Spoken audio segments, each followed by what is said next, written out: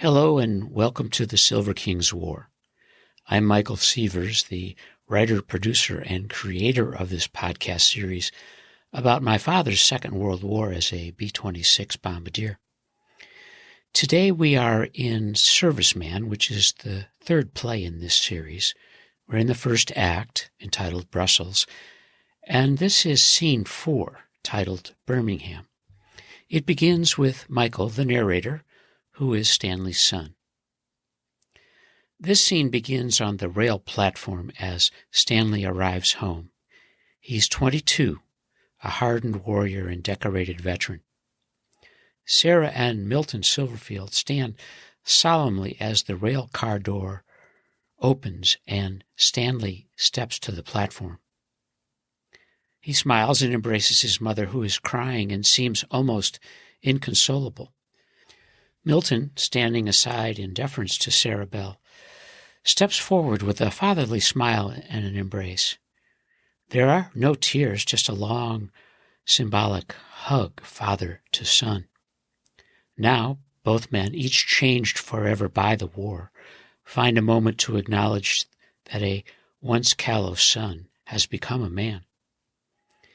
And now the scene moves to the Silverfield home at 3833 9th Court South, Birmingham. It's dinner time, and Ida Mae has prepared a lavish homecoming meal. Michael continues. Stanley is 22, Milton 54, and Sara Belle 51. They sit at the dining room table, glowing with family silver and cut glass. Dinner fit for the king's return from the chaos of war to the quiet of home cooking. 3 adults are considering Stanley's future. The post-war economy is improving as families begin replacing appliances and veterans search for cars, jobs, and homes. Milton and Sara want Stanley to join the family scrap steel business, Birmingham Hide and Steel. Birmingham's industrial history reflects the state's vast iron ore geology. The king has bigger plans. He's going to Chicago, a city he loves, to join a different family business, Acme Paper Box Manufacturing. Stanley's older sister, Leona, met Lee Bernstein at Northwestern University in Evanston, Illinois. They had married after college and are living in Chicago with their children, Dick and Margie, as Lee runs the family business with his father. The king wants a new, fresh realm to wander and consider. His writing from Europe in late winter of 44 reflected how he imagined returning home after the war. The contrast between surviving each mission against the frozen images of life as he left it. Now, however, he's considering a different future. Yes, Stanley will travel to Chicago and begin his new job at Acme Paper Box. He needs to build his bank account and enjoy the city. What's changed is his plan to apply for the GI Bill's academic benefits. He's decided to return to college. His choice is the University of Maryland's College Park campus. His war education is a good start for an aeronautical engineering degree.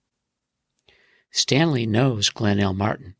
Martin's company built the B-26, which the king helped modify during the war on a special mission to Baltimore. Martin has given the University of Maryland $2.5 million to establish an engineering school. The first class begins in January of 47. Stanley plans to be in it. Michael reads from a March 17, 1945 letter that his father wrote from northern France. It's a remarkable look into the future. Dearest ones, we had a swell mail delivery again, and I received 4 more letters from you, with one dated as recent as March 4th. If every day could be as grand, then all would be okay, as mail is all I ever look forward to.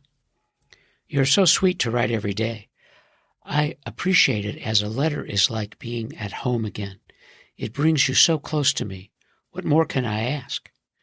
It's swell that Albert Sugarman is home now after such a long time overseas. I can well imagine his happiness. I, too, am envious of him. God forbid I should remain here for 2 years.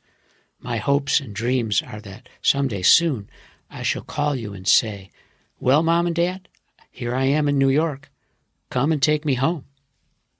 That is my utmost ambition, to go home and live again with and be near my loved ones in the manner which I was accustomed before all this mess started. You know, I've often wondered what it will be like to be home, whether I've changed or if I will find things changed. I know it will take time for me to acclimate myself, but I only wonder if everything will be the same as when I left. I guess most of all of it will be the little things which we'll both notice.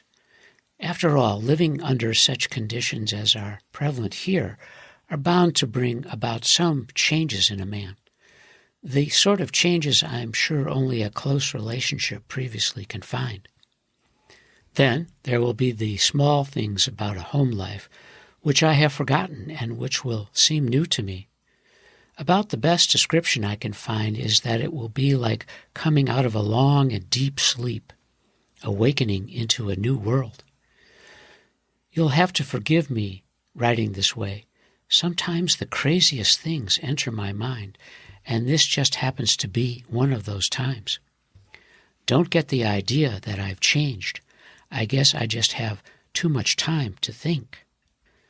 Thanks loads for the sweet wishes upon my promotion. Yes, it adds a great deal of self-satisfaction, but even more now that I know Jerome is still a second. I was always angry because he graduated before I did, after I had to work a year for mine. I still haven't received the bars. They certainly should be here if you sent them first class. Consequently, I still don't have any of my own. So please send me more bars along with more stationery when you get the chance. The stationery goes awfully fast since I'm writing all the time. No, Bill never came here as he said he might. I have a letter from him saying he went to Belgium instead. He promised to come down the next time he gets a pass. He also had some bad news which he had received from home. His mother had one of her legs amputated as the result of a fall during icy weather there. He tried to get a leave to go home, but it was refused. It certainly is the most pitiful thing I've heard yet. Every time you say you have been to temple, I get a warm feeling all over. I know you're praying for me, and that's all the encouragement I need. Surely the good Lord can't refuse to answer the golden hearts of 2 of his sweetest people. Please continue to attend services for my sake. Since my last letter, I have flown another mission. They are piling up, but there is still a long, hard road to travel. Nevertheless, I'm fine and thinking of you constantly, praying you stay well. Don't be too lonesome. I have to laugh that Dave and Theo aren't speaking to Frank and Rose. It's the silliest thing and most childish. Won't that family ever grow up? Please keep writing. Love to Ida. I love and miss you, Stan. As the lights go up on this scene, Stanley and his parents are sitting at the dining room table. They've been talking about the fact that it's almost 3 years since Stanley got on the train to go to Nashville in January of '43. And Stanley begins, "Ida, you can't imagine how I missed your cooking." And Ida Mae, the family housekeeper, "Oh, Mr. Stanley, it's so good to have you home. I've missed cooking for you. You're a fine eater." And the king, "Well, Ida, I'll do my best to make up for missing months of your meals while I'm in Birmingham. I'm particularly focused on your hot biscuits." Ida Mae to the king, "Mr. Stanley, are you home to stay? I sure hope so. I have missed you so much. It's just wonderful to have you in the house." And The Silver King. No, Ida, I'll be here through Thanksgiving, but then it's off to Chicago to live with Leona and her family for a brief time. I plan on going to work for Leona's husband, Lee's family in the business. And now, Sara Belle. Stanley, I hope we can talk about Chicago and that you'll reconsider your decision. It is grand to have you home. Birmingham is abuzz after the war. There's so much opportunity, and your father's business is booming. The Silver King. Mother, I'm happy to talk with you and Dad about my Chicago plan, and I appreciate your desire to keep me in Birmingham, but I've seen other parts of the world now, and you have to understand, it's different for me. I'm a different man. What about you, Dad? And Milton, who has been quiet and circumspect. Stanley, it's wonderful to have you home. Your mother and I are so grateful that you survived the war. We worried every day, wondered if you'd make it, and now that you have, we don't want to see you leave. And our hero, the King. Thanks, Dad. Yes, I am alive. Many of my buddies didn't make it.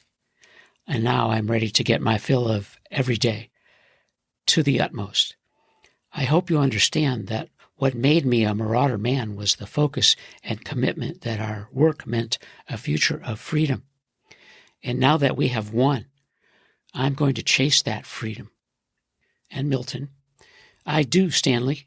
I understand. I just want your days to be here with us in Birmingham. We need your energy and ideas as the business grows. The yard is full and busy. Our customers require full-time attention.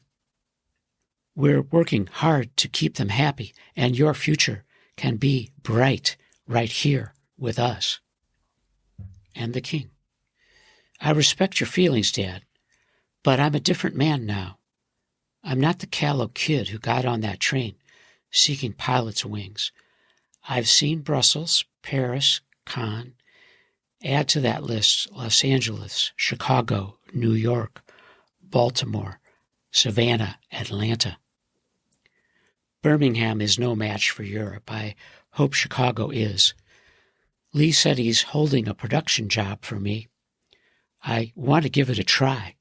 I love Chicago, and I know that you know that. As the lights go down on this scene, Michael reads a letter his father wrote on June 12th of 1945 from northern France. Dearest ones, and still no mail, needless to tell the effects of it. The truth of the matter has finally been voiced. It seems when we moved to Germany, our post office in this area closed. Consequently, our return had the mailman slightly confused. Though they have seen the light at last, it will take several days to sort the mail and have it delivered here. With this in mind, we have been promised to have it tomorrow or the next day. Of course, this promise may only be to quell our complaints. The point has been reached where you can't believe anything you're told. Nevertheless, my hopes are up.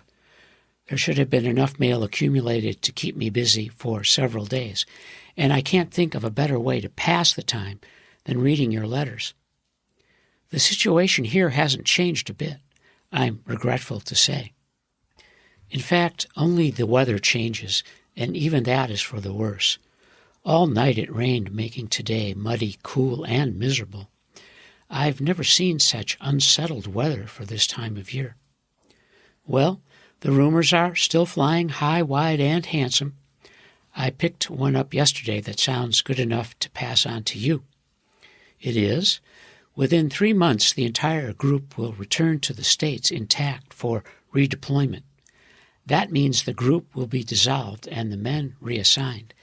It's exactly what I want and hope to happen.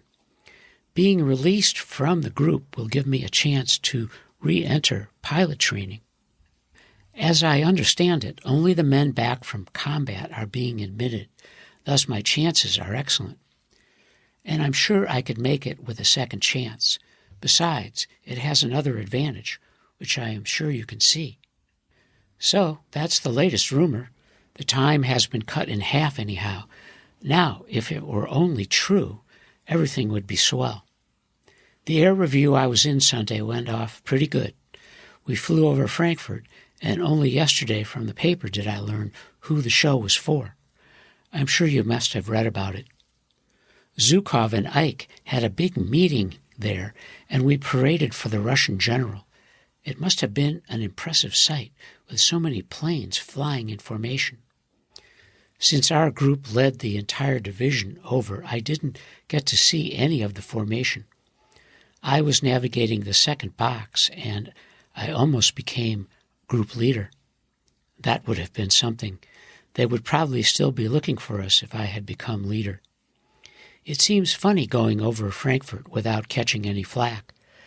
The last time I was over there, flak was intensely accurate, the worst I had ever seen. And we were caught by fighters besides.